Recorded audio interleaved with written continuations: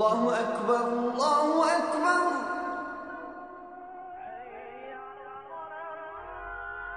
الله أكبر الله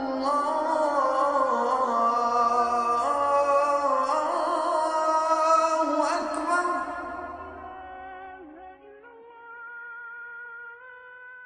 أعوذ بالله السميع العليم من الشيطان الرجيم. بسم الله الرحمن الرحيم. السلام عليكم ورحمة الله وبركاته. We are still following in the footsteps of the Prophet ﷺ, and we are entering now the last 10 days of Ramadan. The last 10 days of Ramadan are blessed days, and you know that this is where we are looking for the night of the merit, of determination, and this is Laylatul Qadr. It's not that we are looking for it the night of the 26th day, meaning the 27th night. This is one night among all the nights that are the odd nights of the last 10 days. It could be the 21st and 23rd. And this is also for us a quest for something which is very special in this relationship, the very power of this night that is more valuable than 1,000 months.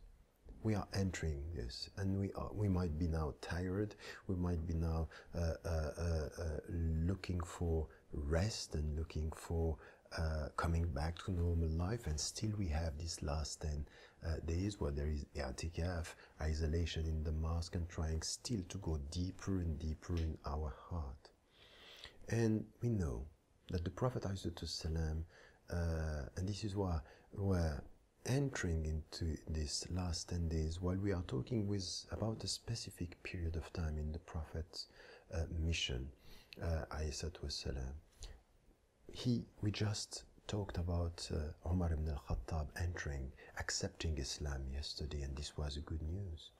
This was good news, and then also during 1 year, the Prophet ﷺ lost his beloved wife, Khadija, radiallahu anha, after 25 years of common life and marriage, and then also his uncle, Abu Talib.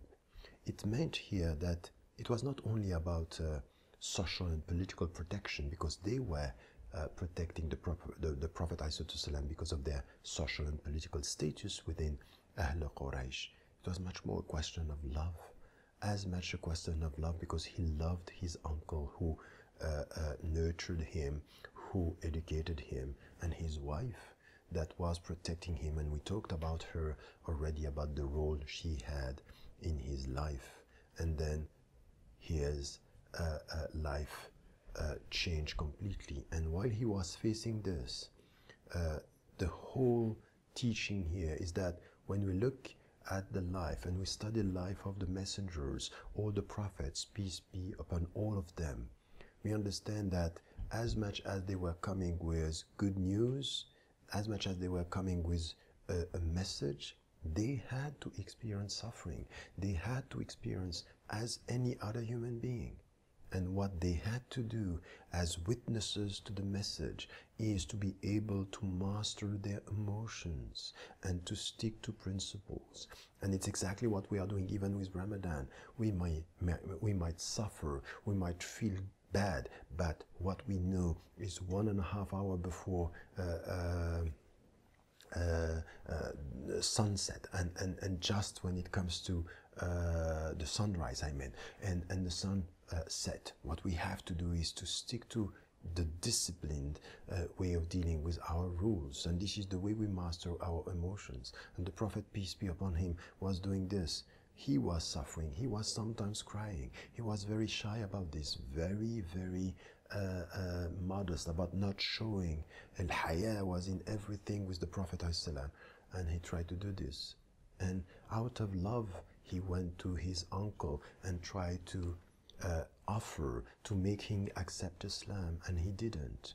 He passed away without accepting Islam, and this is why we had إِنَّكَ لَا تَهْدِي مَنْ أَحْبَبْتَ وَلَكِنَّ اللَّهَ يَهْدِي مَنْ يَشَاءُ. You don't guide the people you love, but God guides whoever He wants. At the end, you do what you have to do, you stick to the principles, you offer, you give, and sometimes you suffer, but you need to put your trust in God. You have to put your trust in Him and know that with Him you will go beyond your suffering, mastering your emotion and deal as you should with the principles, inshallah. May Allah help us, and never forget to tell the people you love that you love them. Wassalamu alaikum wa rahmatullahi wa barakatuh.